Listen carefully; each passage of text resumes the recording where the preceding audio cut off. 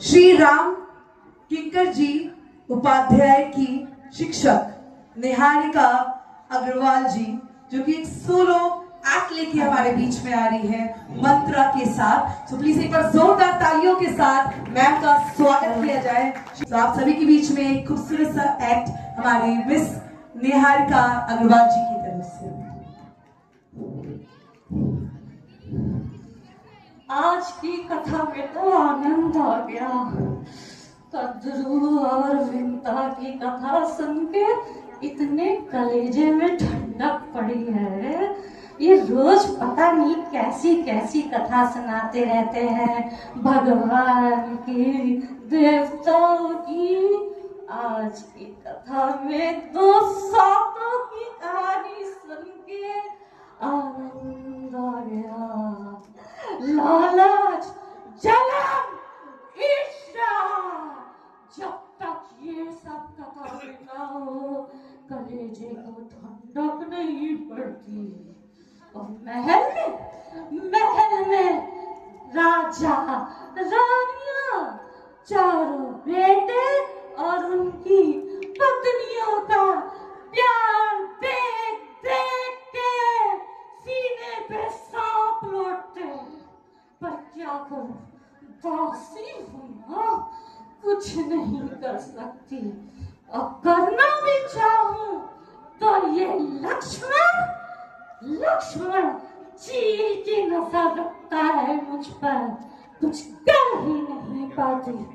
जाने वो दिन कब आएगा जब सबको रोते, चिल्लाते, चीखते हुए देखूंगी।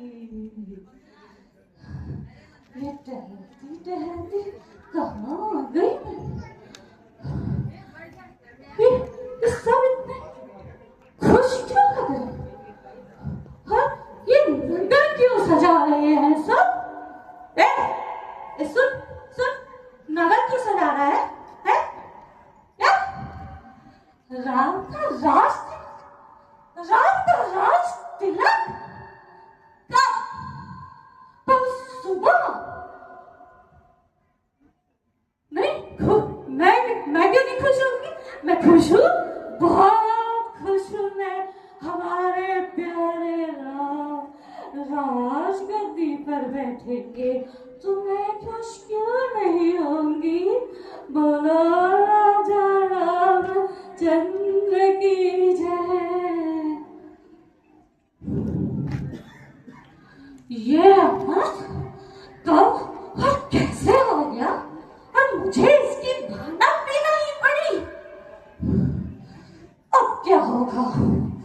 अब क्या कहते के साथ कौशल्या की भी चाकरी करनी पड़ेगी क्या मुझे? और जीवन भर सबका प्रेम प्यार यही झेलती रहूंगी मैं? नहीं, मुझे कुछ करना ही पड़ेगा। लेकिन राज तिलक तो कल है, मेरे पास समय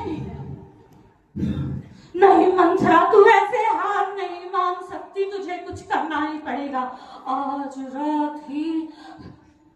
लेकिन कैसे करूं?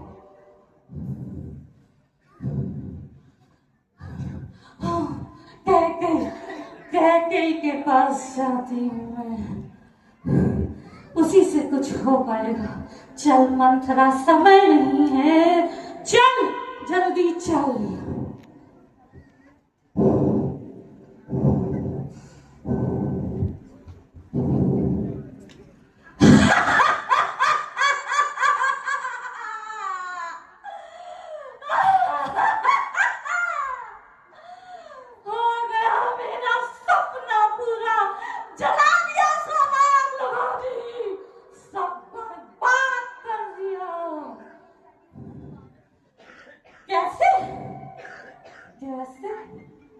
बहुत आसान था।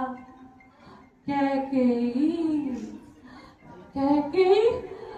मेरे सामने ही तो पैदा हुई, इन्हीं हाथों में उसको खिलाया।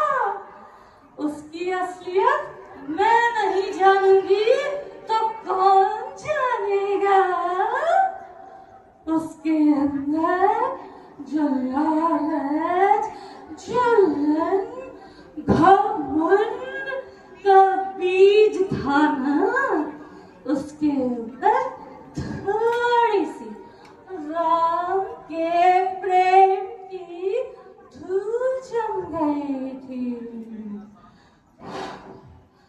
एक मंत्र फूका सारी धूल उड़ गई। कौन सा मंत्र? ओम ह्रीं क्लीं? नहीं, जो मंत्र हम सब दिन रात जपते ही रहते हैं, वही मंत्र कई को जपवाया और सारी कहानी पलटी। कौन सा मंत्र जानते नहीं हो तुम सब? हम सब भी तो वही मंत्र पढ़ते हैं दिन रात।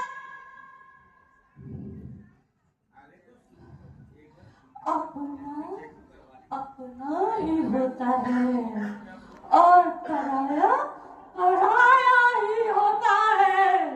पराया कभी अपना नहीं हो सकता। क्या करें? पहले तो गुस्से में भर गई और बोली, मंत्रा, अगर दोबारा ऐसे घर फोड़ने की बात की तो तेरी जीभ खींच लूंगी। सच बताओ तो एक बार कांप ही गई थी मैं कि अब कुछ हो पाएगा या नहीं, पर मैंने भी हार नहीं। पर वही हुआ जो मैं चाहती थी। मुझे एक मामूली सी दासी समझते थे सर, पर इस मामूली सी दासी ने सूर्यकुल के राजपुरोहित गुरु वशिष्ठ, चक्रवर्ती सम्राट, महाराजा दशरथ, कौशल्या, सुमित्रा और उस लक्ष्मण को धूल चटा दी। लेकिन जब भरत को राज्य देने के लिए महाराजा दशरथ राजी हो गए थे, तो राम को वनवास क्यों? अरे अपने बेटे को राज्य मिले तो अच्छा लगता है, बहुत अच्छा लगता है। लेकिन जब तक साथ के बेटे को जंगल जंगल न भटकना पड़े, तब तक असली जीत नहीं है। चल मंत्रा, जल्दी से सज ले, अब महाराजा भरत आने वाले हैं।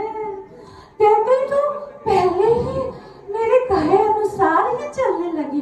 बोली, मंत्रा, तुझे अपने आंखों की पुतली पर रखूंगी।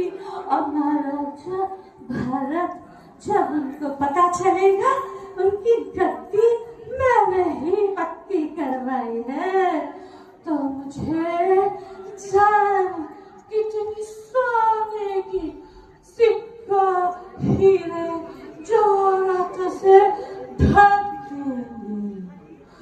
और एक बार तो मैं बताना ही भूल गई, जब राम, सीता और लक्ष्मण वन जा रहे थे, तो जब वो अपने राजसी वस्त्र और आभूषण उतार के पेड़ की छाल के कपड़े पहन रहे थे ना, तब मेरे कलेजे को ठंडक पड़ी। और जब बढ़ के दूध से वो अपनी चटाई बना रहे थे, तब तो मेरी आंखों से खुशी के आंसू ही निकलने वाले थे।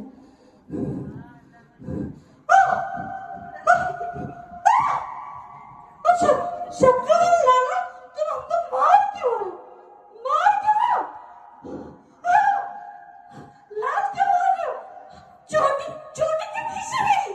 अरे लाला, बाबा, तुम ही लगोगी। गलती के लिए तो हमने ये सब किया था। हे विधाता, तेरी कैसी चलनी उल्टी है।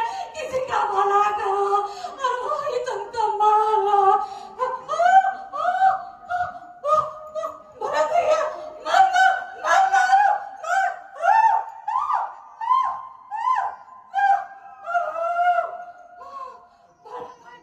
भरत भैया,